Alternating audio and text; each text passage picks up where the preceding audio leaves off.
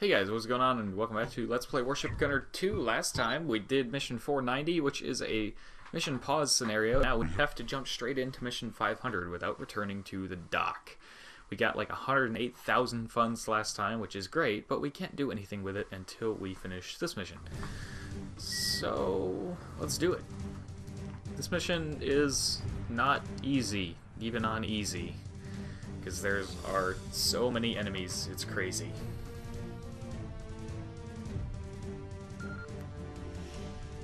And the map is very inconveniently laid out with these islands.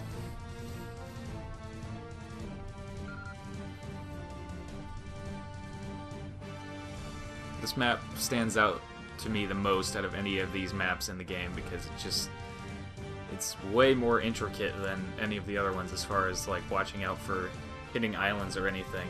The next one that comes close is Panama Canal, that map. So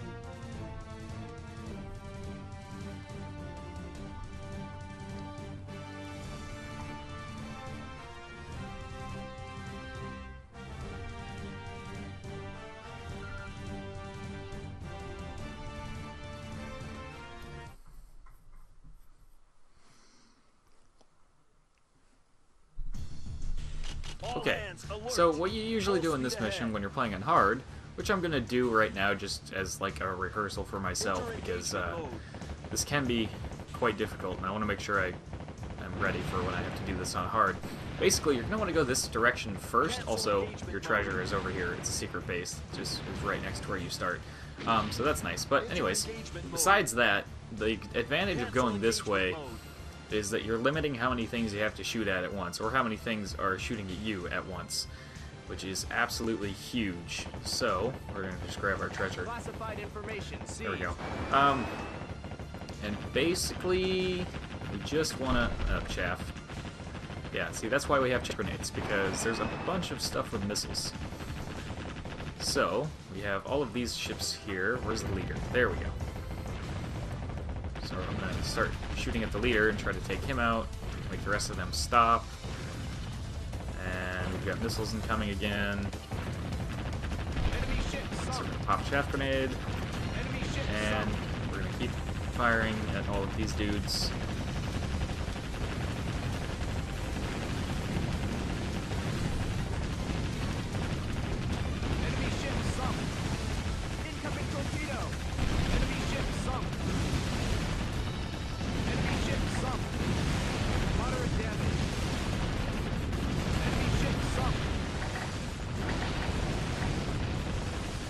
Keep in mind here that there are, in fact, two groups, so that's why you can see there's another leader there. There are two groups over here when you come over, so if you can, try to hit both of them, or both of the leaders of those groups at the same time, roughly, just to make it a little easier on yourself.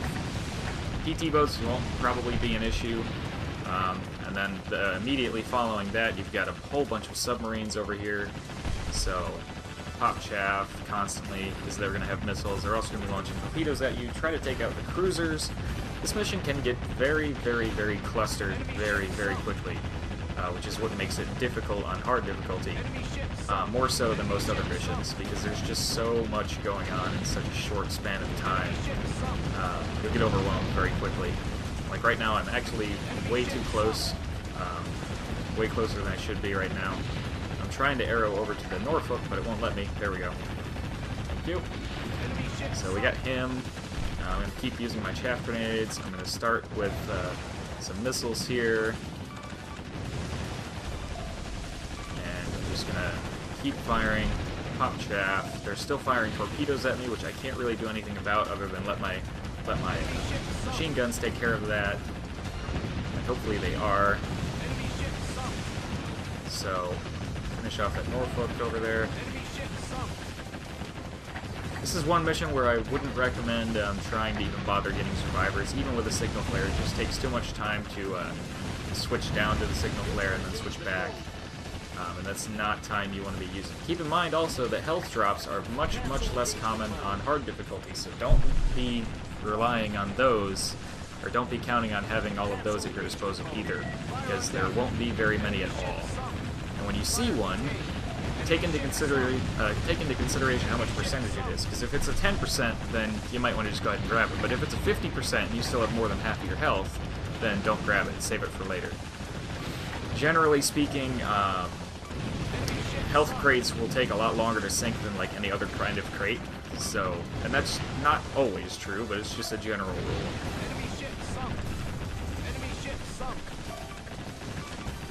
So we're going to take out all of these submarines over here, and they are getting better about taking care of your missiles before they get there. The AI is getting smarter at this point in the game, and they know how to take care of your missiles before they can actually hit. So, just something to keep in mind there. So we're going to take out this guy, and then we're going to do this. I'm going to spin around. We got one more guy back there. And there's no rush whatsoever to do like the main objective of the mission. Just take your time and survive, especially in hard. We're getting through this pretty well right now, but only because we're on easy difficulty. So don't let my success fool you here. This mission is no joke on hard. I really wish he would stop. There we go. Stop taking care of my missiles. Do we have any more subs in the little harbor area here? I guess not. Okay. How many more? We don't have any more groups of surface ships, which is nice. So now what we're going to want to do is sail down through here, I think. Actually, no. That's not what we want to do. What we want to do is go up to the north here. We want to sail inside of this little bay, just enough to take out the service installations inside the bay that are off to that direction there. Just enough to take care of those, and then we're going to head up north and sail around the tip of the northernmost island. Secondary objective complete.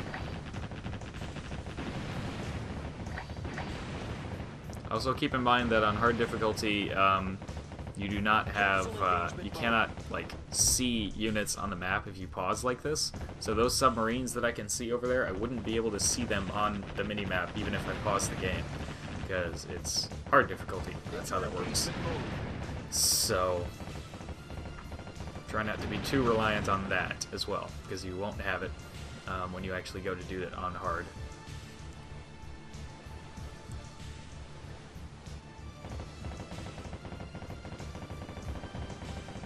And this is why I still have high angles, because as you can see, they clip through the land and can hit buildings and stuff through land masses, which is why high angles are very, very good for dealing with shore-based installations, buildings and batteries and air bases and all of that. So that's why I still use high angles on my ship. Primitive as they are, relative to missiles and the CIWS. But then again, you could say the same about battleship main cannons. They're very primitive compared to those other things, but they still get the job done here in the game better than anything else you could put on a battleship. Enter engagement mode.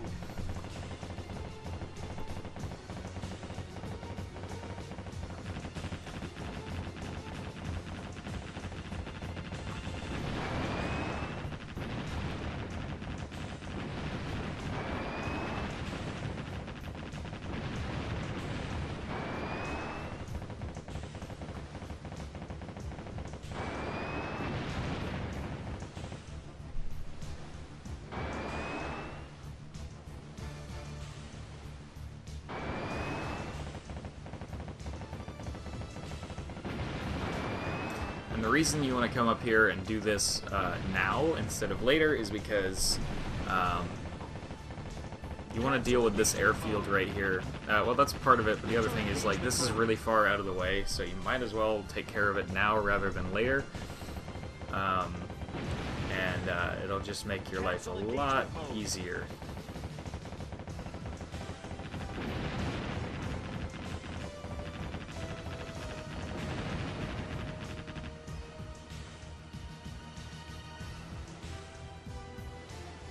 As you can see, the Aegis system is much larger than the little circle that you would have otherwise, which is, even if there's only one submarine or one of whatever you're trying to target, it will make it a lot easier to target it, especially if it's something like submarine and you can't see it, like with these guys here. I can't actually see these guys, but I know they're over there because of my Aegis system is pointing them out to me.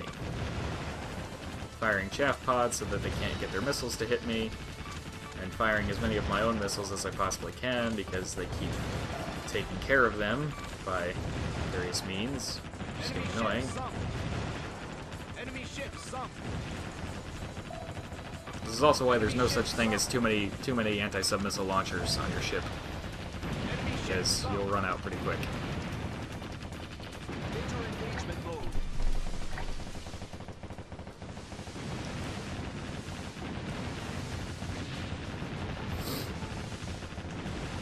Cancel engagement mode. Alright, now here's the last tricky part. When you come down here to deal with this last airfield and these last batteries, there will be another group or two of ships that spawns right here, and another one that spawns over there. So you're gonna kind of get caught off guard a little bit. And they're gonna be kind of right on top of you, so you want to make sure you're ready for that. Oh, also, in hard difficulty, you do take damage from running into stuff, so don't do that. You take a lot of damage. It's not an insignificant amount. So don't run into stuff when you're playing this on hard, or any mission on hard difficulty. Even the land. You can take damage from running into the land as well.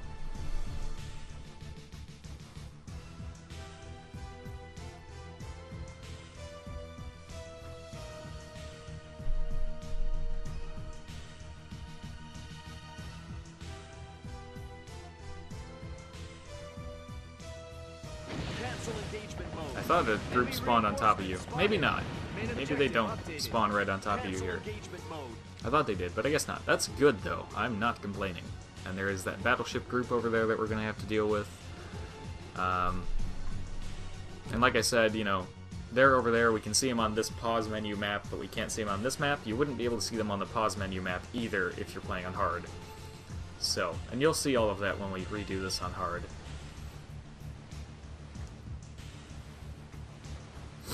Which I will do all of on camera, that way if you guys are struggling with it, you can see what I did and hopefully use that as a guide. The important thing to remember is that you have to find it in a random parts crate, but even if you die, you get to keep any parts crates that you found. So even if you risk getting blown to pieces going for a parts crate, do it, because if you get that parts crate, keep it even if you die. And then, you know, maybe you just got auto-load system 5. And sure, you died, but you got an awesome system out of it, so you don't have to do it again. Enemy battleship sunk. Enemy battleship sunk. This battleship group isn't usually too hard, because, I don't know, they're not as beefy as you would think they would be. Enemy battleship sunk. Enemy battleship sunk.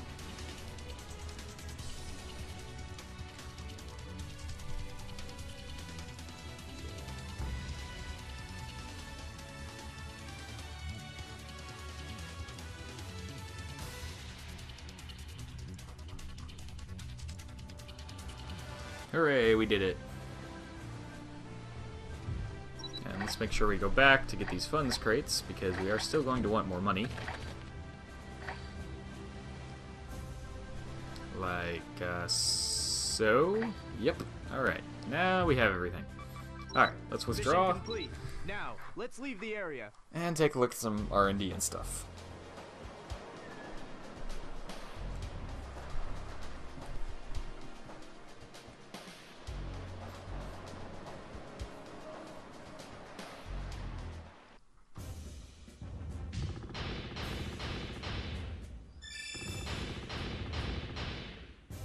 $95,000. That's not bad.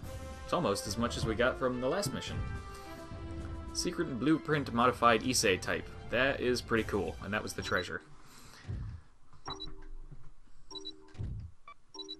Let's save over this. We are no longer in a mission pause. So there we go.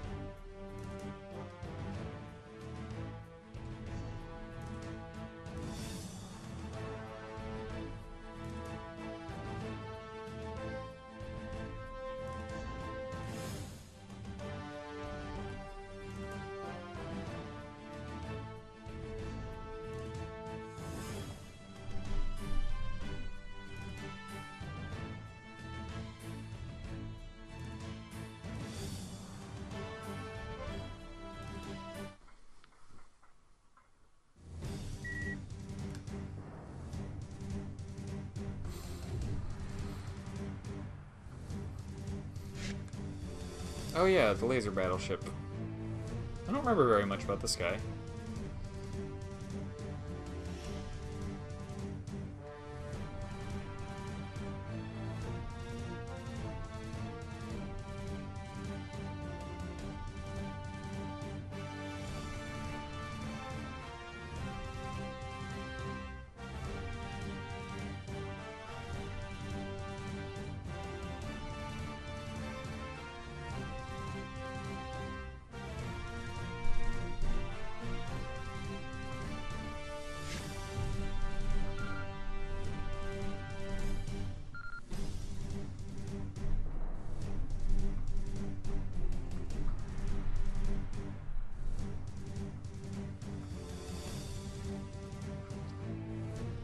I remember the map more than I actually remember the ship. That's kind of sad.